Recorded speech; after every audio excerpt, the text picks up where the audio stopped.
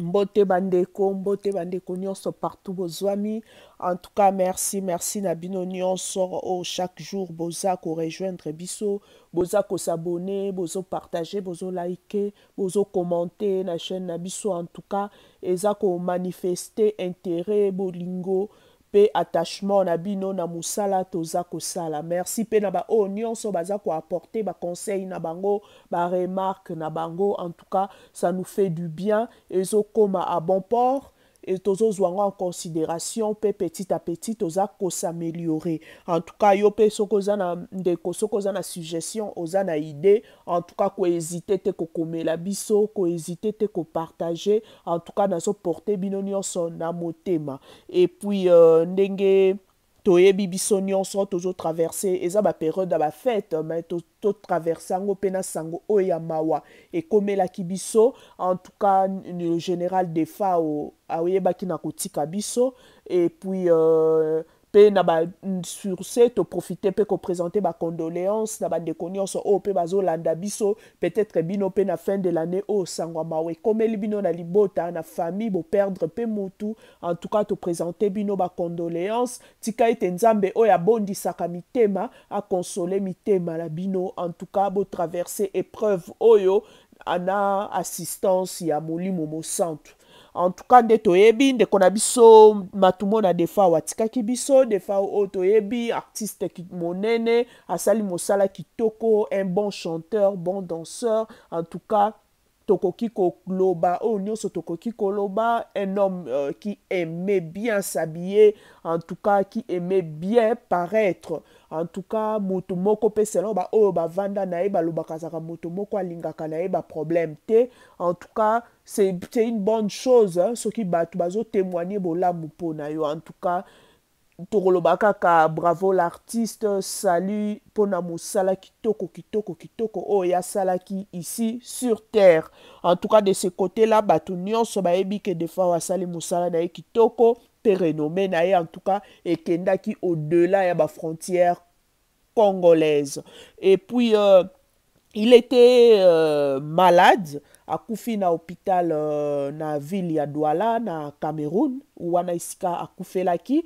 Et pour une petite histoire alongwaki Kinshasa, c'était pour un concert na Abidjan. Ye na groupe na ye bakendaki Abidjan dans Montana oyo a réintégra groupe. Et puis bakendaki kuna po babeta concert na bango le 11 décembre, samedi le 11 décembre. Babetaki yango pe très bien, concert elekaki très bien.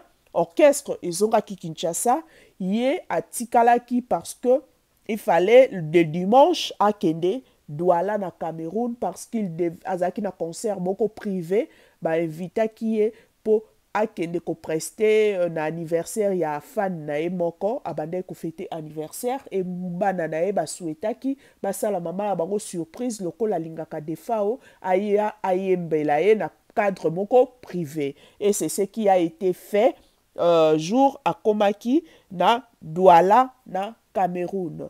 Pour un petit rappel, avant akende Côte d'Ivoire a Outaki Burkina Faso. Na Burkina Faso, kuna pe il avait presté abetaki concert kuna azonga Kinshasa. Na Kinshasa, partir à Kinshasa, à longue Kinshasa, à Côte d'Ivoire. Biso moko toyebi ba vol direct ezalaka, il faut passer par soit Éthiopie, soit Kenya. Donc, attends, à longue Kinshasa, à passer par Kenya, Abidjan. Et binomo boyebi trajet wana c'est déjà épuisant. Mutaouta qui déjà Burkina Faso, aye Kinshasa, botala nanu trajet. À longue Kinshasa, à Kende Côte d'Ivoire, à passer d'abord par Éthiopie. Et puis, les jours suivants, le même jour, oui, à Betty sous concert. Donc, bon, accumulation et ba fatigue wana. Donc, bozo mona déjà à quel point azalaki.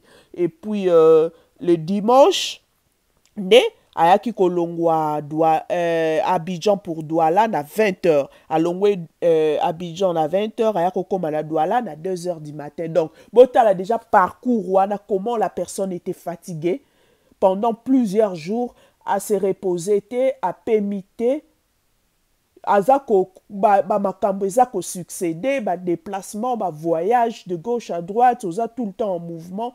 Et azala qui vraiment épuisé. Pour preuve, na Cameroun alala depuis de 3 heures jusqu'à 15 heures.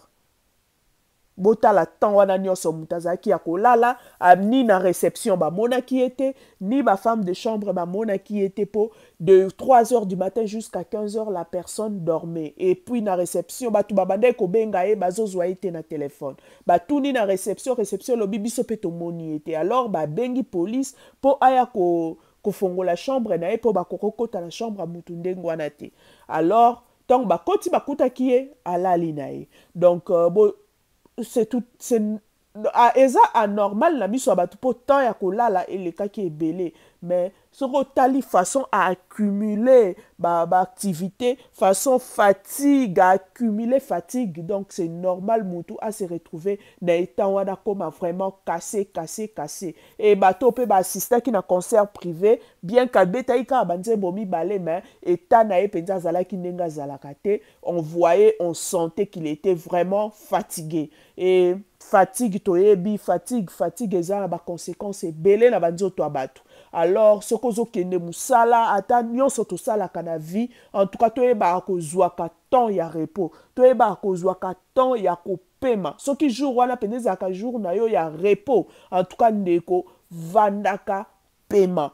Po nzoto mutu na yo, nzoto na yo nyonso eza pe na besoin evanda kimia po ese ressourcer lisusu, énergie ezonga lisusu na nzoto. Alors notre dauphin aye azaki vraiment na fatigue wana et envahissaki ye, et puis en plus azaki na pota na lokolo, pota wana utaki nango na Kinshasa, asala aglissaki na escalier kuna na ndaku, et puis azaki na pota toyebi biso moko bandeko na biso o basufraka na diabète, ba pota déjà ezalaka malamu te.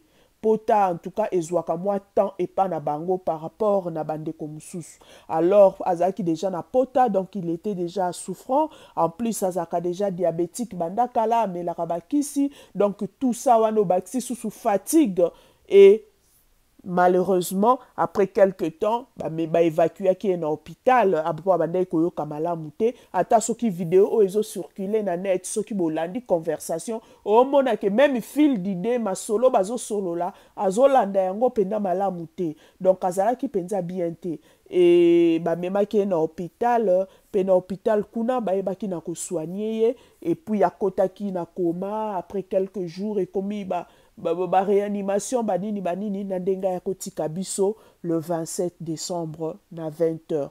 En tout cas ça fait mal pour ça faisait longtemps na Kinshasa to mona kaete na Kinshasa beta ba concerté na ba Congo na e o alinga mingi na kisantu na e o alinga mingi, en tout cas depuis 98 des fois walongwa Congo Kinshasa, en tout cas des fois waye kozonga na Congo na 2019.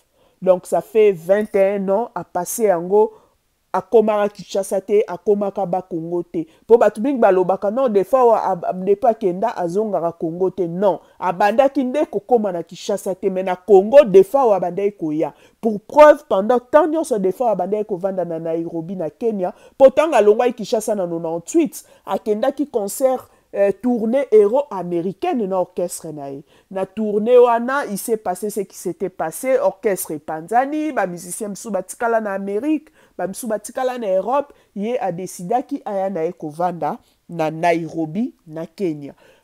Tant wana nyonso avandaki na Nairobi na Kenya, na Kinshasa atikala kokoma te.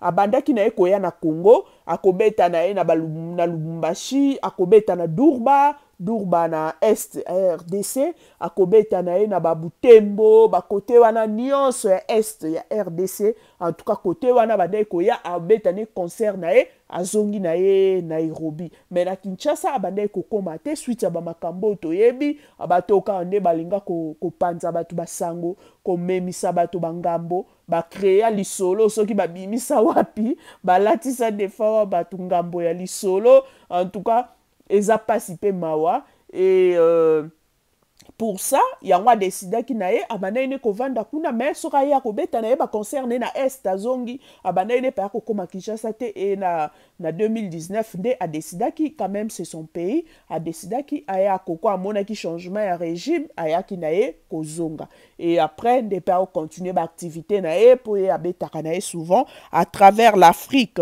donc ça fait vraiment mal et ce qui touche et qui choque encore plus eza baimage oyo tomoni ya ndeko na biso defa o sur son lit na hôtel en tout cas bandeko na nga biso bato partageaka biso bakroni fwati biso bakroni maman biso bajournaliste biso bayoutubeur bayoutubeuse biso bato badétenteur il y a ba compte Facebook, TikTok, Snapchat, Instagram. En tout cas, faisons très attention à ce que nous diffusons. Et ça, intimité à moto. Et ça, bon moto et ça la kati na biso to za kata na moi bon sens wana hein moto azana li azana ita ya bien te vous prenez la vidéo et vous mettez et koki na ko partage ko tambola ta na ba WhatsApp hein et suki nango wana mais ko tia yango na kwa na ba YouTube na ba Facebook na ba nini en tout cas eza kitoko te wana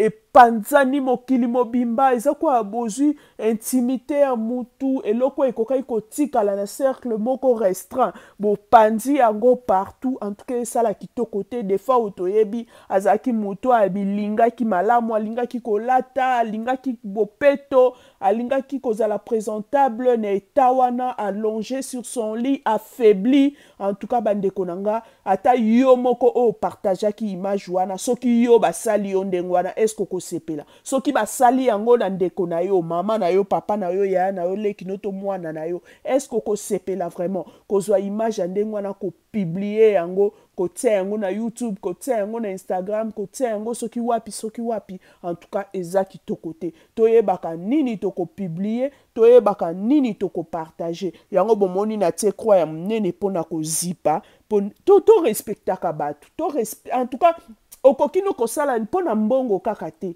okoki kosala likambo me bon moto na yo bon sens il faut esalaka komi tout na ba question est-ce que image likambo nazo sala image nazo publier soki na basali nga yango réaction nange kozala nini soki basali yango proche na ngai maman na nga papa na nga réaction na ngai kozala nini maintenant c'est quoi la différence entre batu oyo ba filma ebembe ya Marie Misamu oyo to kritikaki ke ba filmer basali eboye na yo mutu ozo filmer des fois olelo souffrant sur son lit to ebika to boaka aka mabanga to beta aka baninga mais biso moko nous faisons pas la différence biso moko to ça la même chose différence exacte tozala na bomoto ko bomoto esalaka ta mwa muke essence wana ya humanisme ezalaka bon sens j'appelle na bon sens esalaka kati na biso hein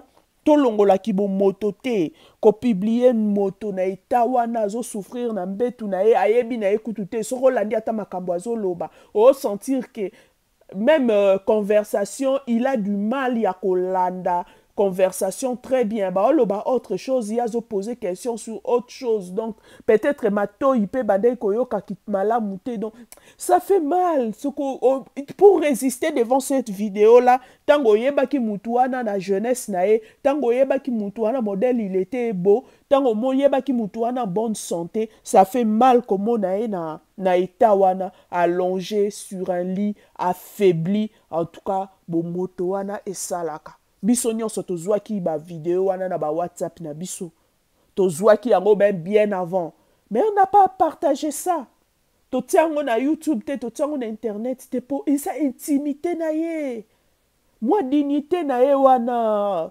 totikala ta na image na ye o kaka ya malamu pourquoi kolinga ko diffuser yango na place publique il fallait suka kaka entre biso ta na ba WhatsApp mais ko panza yango ndenge wana po WhatsApp téléphone lobi to lobi kuno kokino ko bungisa pe téléphone image pe kei nango mais soki ezali na YouTube wana evandi eza grave kuna oke na nini na ba plateforme mosusu pe ekoti, donc ça fait mal.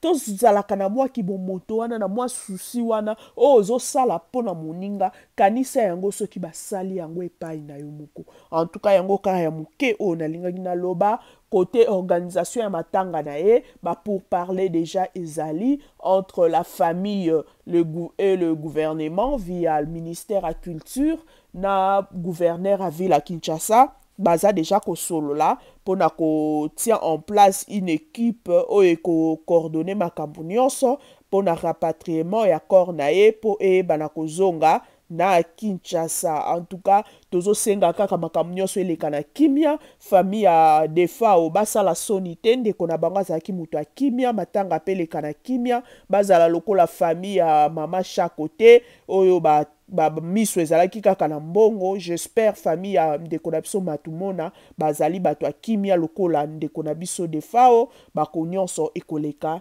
na kimia. Tika ete molimo ya ndeko na biso epema penza na kimia nyonso, nzambe ayamba ye. En tout cas biso nyonso toyebaki ye, tosepelaki na ye, tobosana ba image o ya mabe, tolongola image wana na mutu na biso ya defa o sur son lit d'hôpital, mais to garder image ya kitoko ya artiste monene o asalaki musala pe ya kitoko. En tout cas merci beaucoup, merci na bino nyonso bolandi biso, merci na confiance o boza ko accorder na chaîne na bino, merci beaucoup. Botika na kimia, tika ete lelo déjà to le 30, le 31, le 1er, en tout cas tozo poussana na ba fête, hein. To l'exergo na kimia, to mela avec modération, to lia avec modération. En tout cas nyonso eleka malamu malamu malamu e kimia nkolo e ko batela biso e ko zala na biso elongo na mabota na biso. En tout cas merci beaucoup, merci pour votre attention, à la prochaine, merci.